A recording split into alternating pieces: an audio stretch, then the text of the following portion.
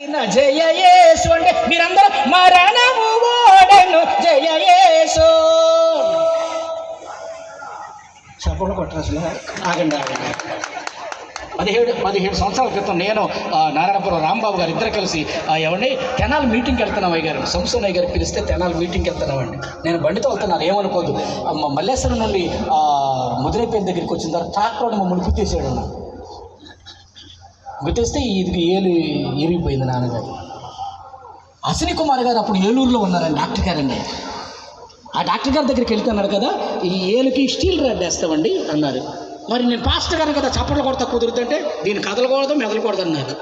అప్పుడు నేను చెప్పాను, నానా దీనికి స్టీల్ రాడ్ అయిపోకుండా ఉంటే నాయన ఎవరు చప్పట్లు కొట్టినా కొట్టపోయి నేను బతికినంత కాలంలో చప్పట్లు కొట్టి అతన్ని ప్రతిష్ఠ చేసుకున్నాను.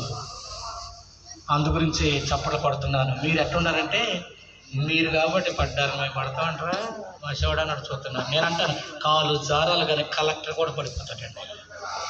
మన అవయవాలు ఇప్పుడు వరకు దాని వరిదిలో పనిచేస్తాయి అంటే దేవుని కృప. ఇప్పుడు చప్పట్లు కొడుతూ పాడతాం, జయ జయ యేసు జయ యేసు.